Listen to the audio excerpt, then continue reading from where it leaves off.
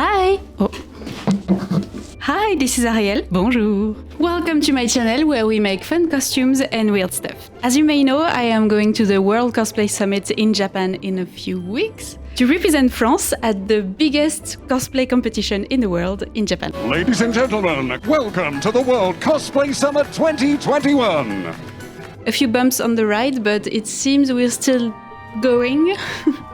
A few passport stuff to sort out, and of course the final COVID test to get on the plane, so we're not still 100% sure to go, but not stressful at all. But I'm going to ignore this and pretend that everything is going to go smoothly. See?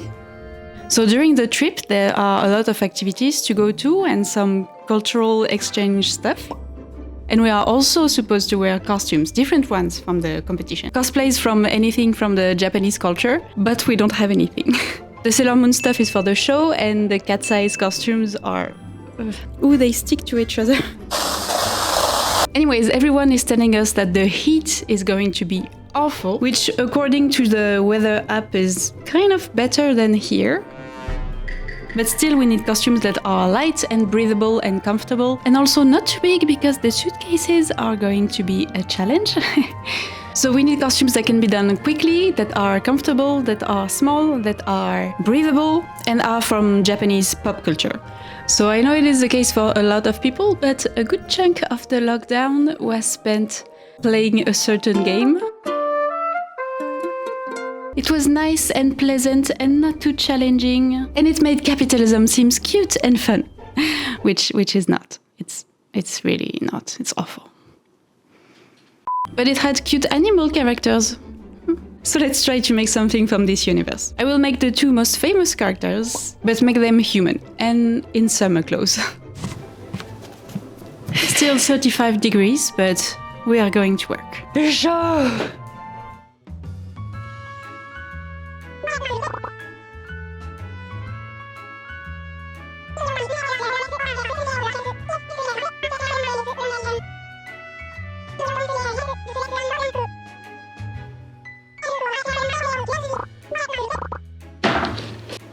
Okay, so for the money bag we have this gold, which is a bit shiny but also kind of stiff, so I think it will look good as a bag. I will use this as an interfacing to make it a little stiffer. This is just some scrap cotton. And I have this as a lining, which is the scraps from my IKEA 18th century dress. Cotton lining are usually a good idea.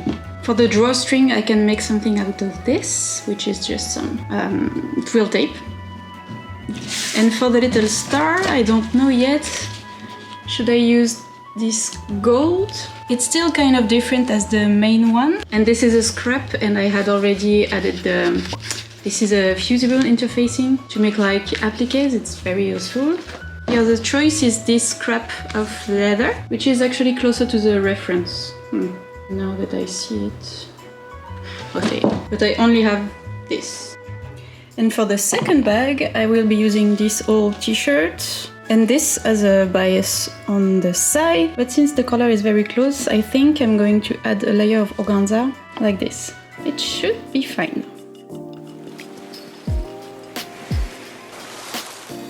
This is all the gold I have, so I'm trying to cut the biggest rectangle possible while avoiding some places where the fabric is a bit damaged. And same thing for the leather, I'm trying to fit the biggest star possible on this tiny scrap. I traced the scrap and then I draw the star. I want a thick star, but still symmetrical, so I'm folding the paper in half before cutting it. Then I can trace it on the back of the leather and cut it out. I'm going to sew it in place, but I don't have any special sewing machine foot that is used for sewing thin leather. So to have the star really flat on my fabric, I just glue it in place with some fabric glue. And then I can sew it. I did that while having the white layer underneath, so they will be attached all together. And then I make a sandwich, adding the layer of the lining. I sew the top seam by machine, and then I can cut off the excess fabric. I just noticed that the pins are leaving marks on my gold fabric, so I'm using clips now. Anyways, I'm folding the fabric and sewing all this as a big tube. I turn it inside out and I fold the lining back in. Then I'm ironing that fold, making sure that the lining is not peeking out of the bag. The trim I'm going to use as a channel to pass the cord in, but the trim is also going to be the cord if I just fold it in half. To give it its more distinct pouchy shape, I am doing the bottom as a circle. I'm also adding some strength to the circle using this canvas.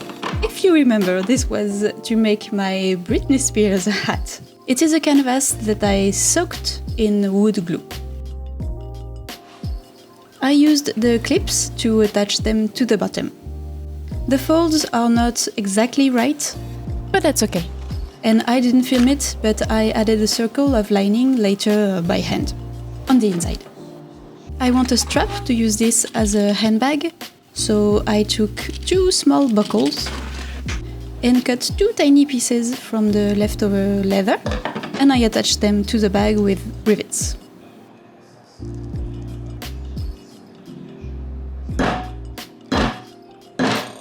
But then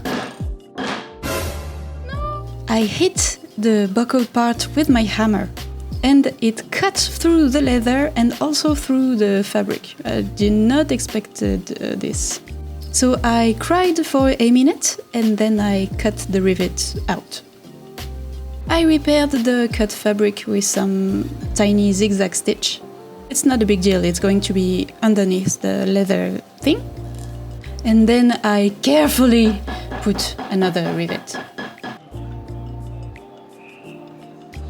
Using a safety pin, I put the folded trim into the channel.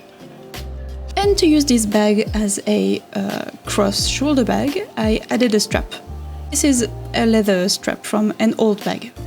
I added it using another rivet, carefully. One bag is done! Woo!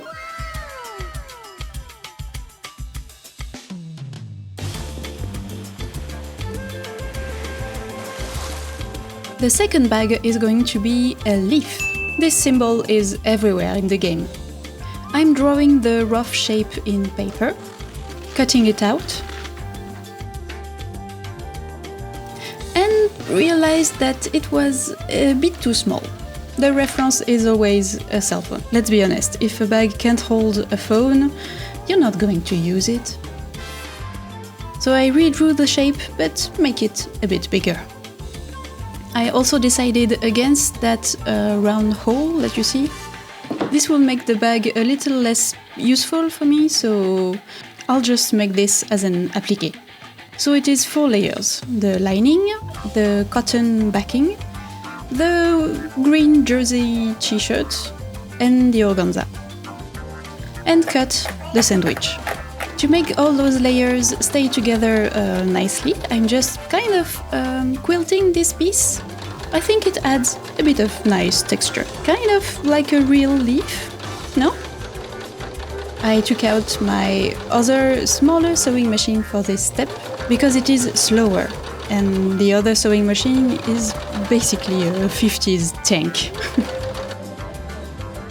Well, there is a bit of puckering of the fabric, but it's okay, it's the back of the bag. I am in a rush for this costume, so my standards are a bit lower than usual. For the decoration at the front, I am folding these strips of cotton in the shape of this leaf vein. I don't know, how do you call that? And since I only have strips, for the little circle, I am attaching some of them together. This project would have been probably a lot faster if I had just bought the right fabrics. So I'm pinning the shape in place and I can sew it by machine. With this piece attached, I can now cut off the excess fabric, and I also added some veins, like before. To open the bag, I am adding an old zipper. The color is not really matching, but it's green, so it's fine. With one side of the zipper attached, I add the green bias tape, sewing one side by machine and the other by hand. I did the bias around the zipper first, and then I attached the front and the back of the bag together, and add the bias tape the same way, this time with all the layers. See, I folded the corners nicely and then I sew it by hand. I added a little buckle, just as the other bag, to attach the strap. This time I used a bit of twill tape inside the bias to attach the buckle. And I can sew them onto the bag. It is not the prettiest, but again, it's okay. It's in the back of the bag, so I don't really care. We are in a hurry. I wanted the strap to be like some kind of rope, so it will feel more crafting-y, but I'm not 100% sure about this one. Maybe I will change it later.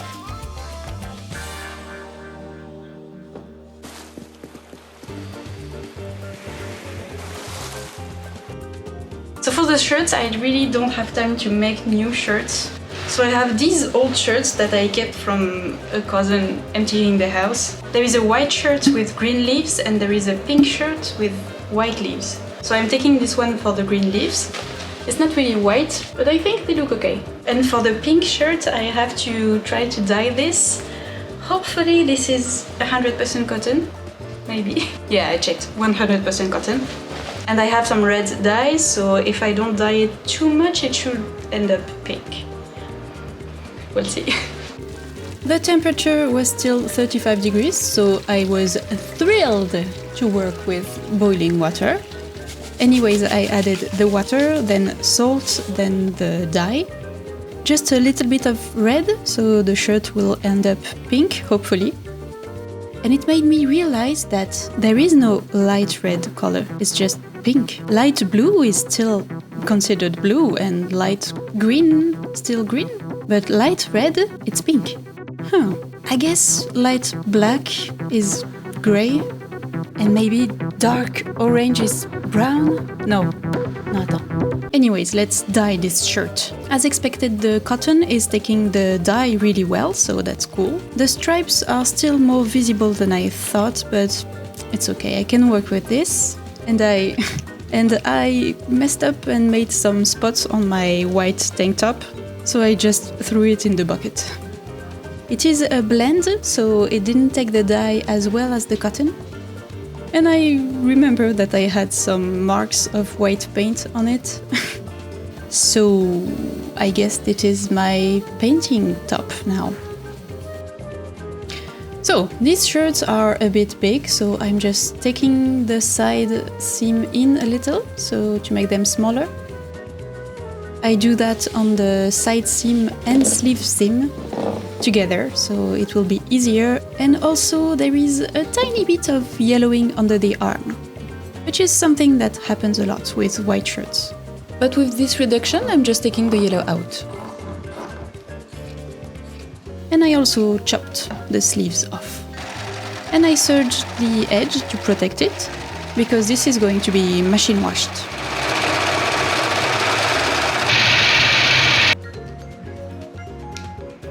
It fits much better, and it's a bit long, but I don't know how long I'm going to leave it, so I'll worry about this later.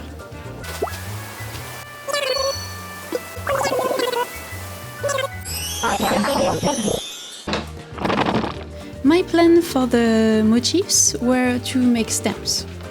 It's leaves again, so I cut off a piece of paper to decide on the size of those stamps, and I drew the two leaves on paper.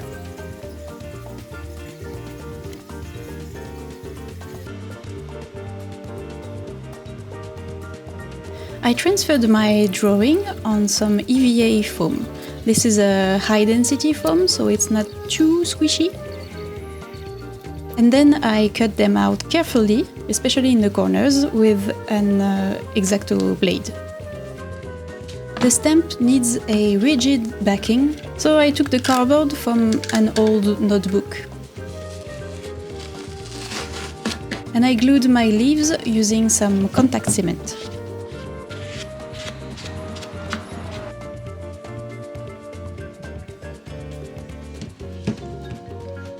And then I cut out all the holes in the leaves.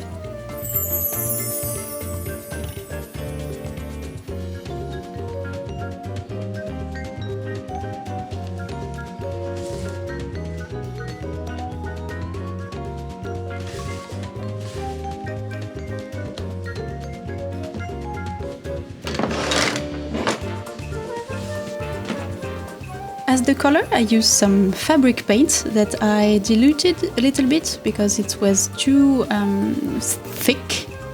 I applied it on a flat surface and then I dipped my stamp into it. The color should be applied evenly on the stamp, and I didn't succeed perfectly on this step, but it's okay. I'm happy with the kind of handmade style of these motifs.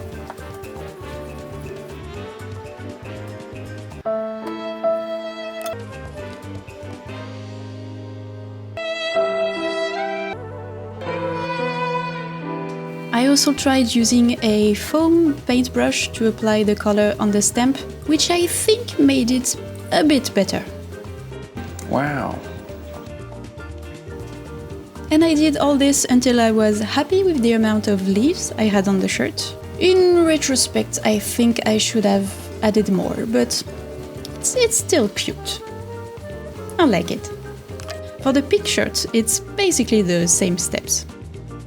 Making it tighter, removing all the visible labels, and I use my stamps again, but this time in white.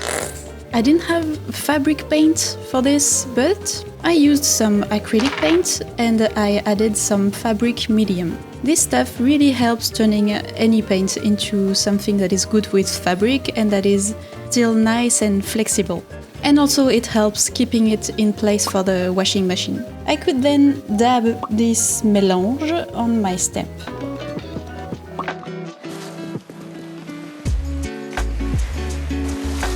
And now the cerise sur le gâteau of this ridiculous ensemble, some animal ears. I fortunately have some yellow fur for reasons, and I'm going to make basically two little plushies to attach on the sides of my head.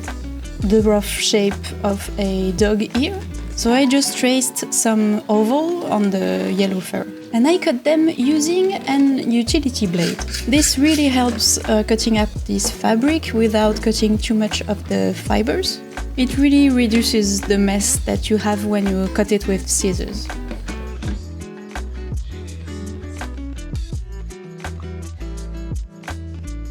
I pinned them together and sew it close to the edge all around it. To turn them inside out, I cut on the back a straight line and I pull it out. Also, a lot of the hair got caught in the seam, so I'm using a tiny brush to get it out. I use a bit of stuffing inside to give it more of a plump shape, but not too much, we still want them mostly flat. I close the hole I just made and then I sew a comb onto it, so I just have to attach it to my hair really easily. Then I tried it out and I realized that the comb was a bit too low, so I removed it, I cut it to be a little bit smaller and then I sewed it again.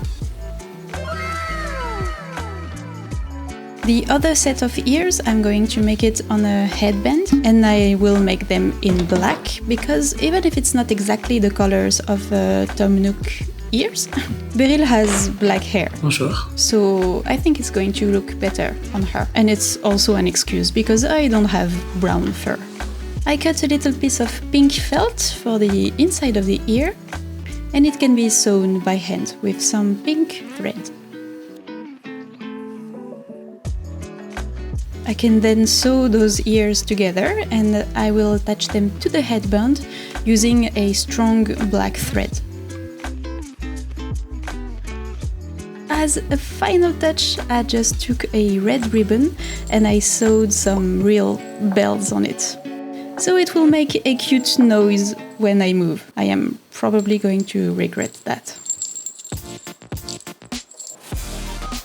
I have two very comfortable outfits that we will be able to wear in Japan, and hopefully it will help us resist the heat. The beige pants and skirt I actually made myself, but it was a few years ago, so I don't have any footage of this. But they are pretty light. If you want to see when I wear them in Japan, you can follow me on Instagram. I'll probably make tons of stories about it.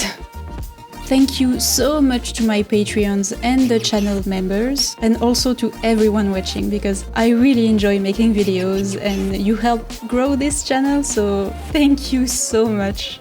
And don't forget to subscribe and also to drink some water because it's hot. Allez, bisous. Bye.